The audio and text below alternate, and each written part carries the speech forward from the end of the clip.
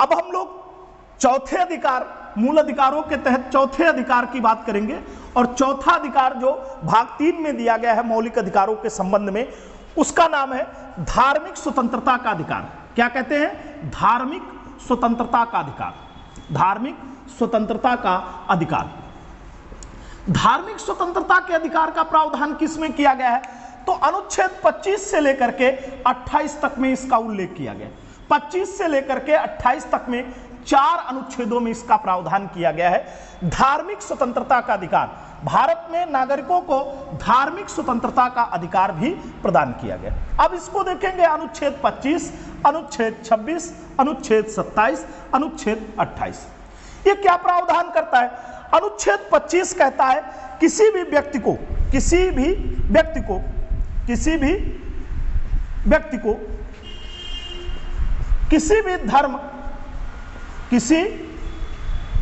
भी धर्म को आबाद रूप से मानने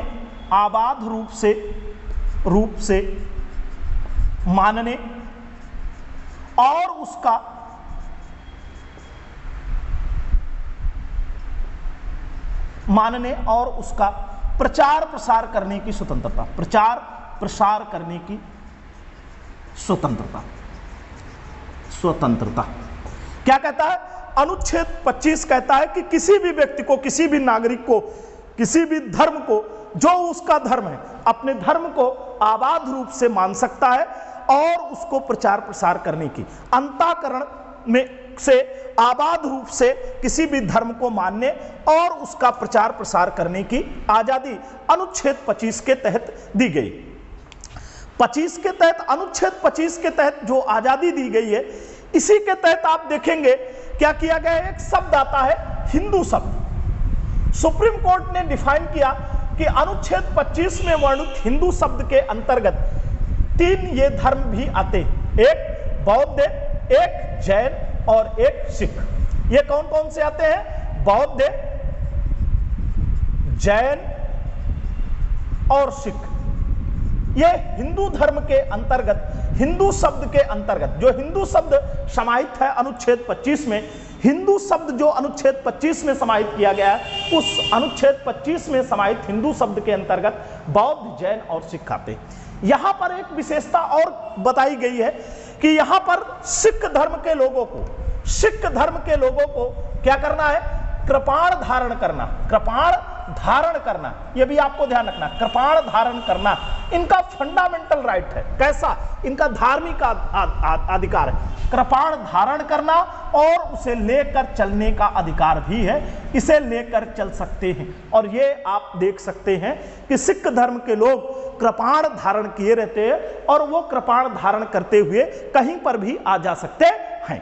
तो आपको ये ध्यान रखना है कि जो ये अनुच्छेद 25 के तहत हिंदू शब्द का उल्लेख किया गया है, उस पर सर्वोच्च न्यायालय ने कहा कि उस हिंदू शब्द के अंतर्गत बौद्ध, जैन और सिख धर्म को मानने वाले लोग भी आते हैं। और सिख धर्म के लोगों को धार्मिक अधिकार प्रदान किया गया है कि कृपाण धारण करना और उसे लेकर के चलने का अधिकार अनुच्छेद 25 के तहत प्राप्त है। अनुच्छेद 26 में देखेंगे तो धार्मिक कार्यों के प्रबंध की स्वतंत्रता। यहां पर क्या है? यहां पर कहा जाएगा धार्मिक संप्रदायों को धार्मिक कार्यों के आयोजन का अधिकार। लेकिन यह अधिकार ऐसा ना हो जिस अधिकार से किसी दूसरे समुदाय को, किसी दूसरे धर्म को मानने वाले लोगों की भावनाएं आहत हो। तो धार्मिक संप्रदायों को धार्मिक कार्यों को आयोजित किए जाने या धार्मिक उत्सवों को मनाए जाने का प्रावधान किया गया है।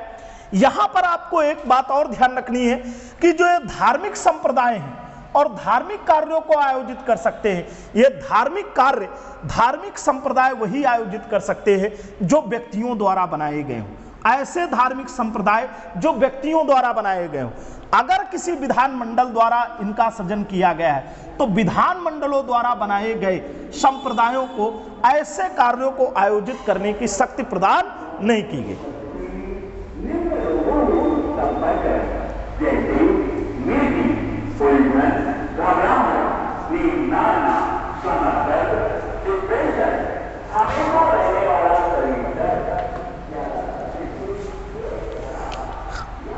लोग देखेंगे अनुच्छेद 27 के तहत क्या प्रावधान किया गया। अनुच्छेद 27 के तहत प्रावधान किया गया, आप प्राचीन काल में सुनते हैं, विभिन्न प्रकार के धार्मिक करों को लिए जाने का प्रावधान था। जैसे आप सुनते होंगे जजिया और जकात। मध्यकाल जब आता है तो जजिया और जकात वसूला जाता था।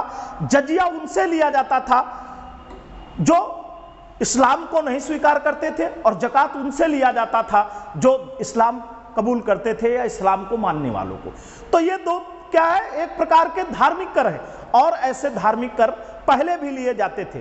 तो आपको ध्यान रखना है कि यहां पर अनुच्छेद 23 में संविधान में कहा गया है कि धार्मिक कार्यों पर प्रतिबंध, धार्मिक करों पर प्रतिबंध, धार्मिक करों पर प्रतिबंध, किसी से धार्मिक कर कोई वसूल नहीं किया जाएगा। धार्मिक कर का निषेध, धार्मिक करों का निषेध का प्रावधान किसमें किया गया है, तो धार्मिक करों के निषेध का प्रावधान अनुच्छेद 27 में किया गया है।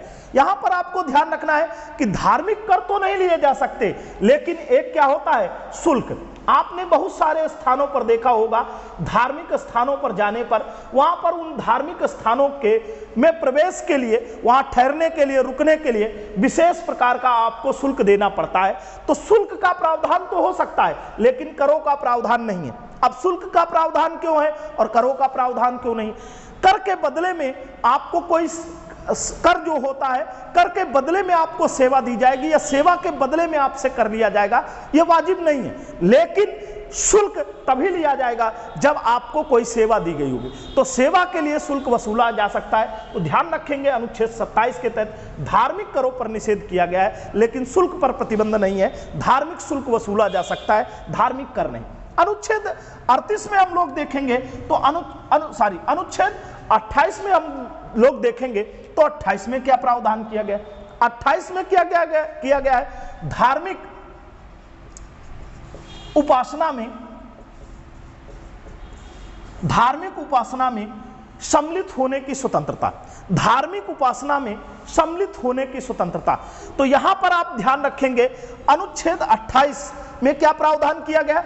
28 के तहत देखेंगे तो 28 में यह कहा गया है कि धार्मिक कार्यों का आयोजन या धार्मिक उत्सवों का आयोजन केंद्र सरकार द्वारा पूर्णतः आयोजित या राज्य सरकार द्वारा पूर्णतः आयोजित संस्था में या पूर्णतः योगदान से बनाई गई संस्थाओं में धार्मिक उपासना का कोई प्रावधान नहीं होगा। या अब अनुच्छेद क्या दिया गया 28(2) में क्या कहा गया। 28(2) में प्रावधान किया गया है कि धार्मिक संस्था अगर किसी न्यास या ट्रस्ट द्वारा स्थापित की गई, न्यास या ट्रस्ट द्वारा किसी धार्मिक संस्था की स्थापना की गई है और वहां पर अगर कोई शिक्षण संस्था है, वहां पर कोई शिक्षा प्रदान की जाती है, तो वहां पर धार्मिक शिक्षा प्रदान की जा सकती है, लेकिन केंद्र या राज्य सरकार द्वारा प्रदान की गई संस्था में धार्मिक शिक्षा प्रदान नहीं की जाएगी। और तीसरा क्या प्रावधान किया गया है, 28(3) में प्रावधान किया गया है। 28(3) के अंतर्गत प्रावधान किया गया है कि अगर केंद्र द्वारा स्थापित संस्था है तो वहां पर धार्मिक उपासना आयोजित नहीं की जाएगी और धार्मिक उपासना में शामिल होने का प्रावधान नहीं है।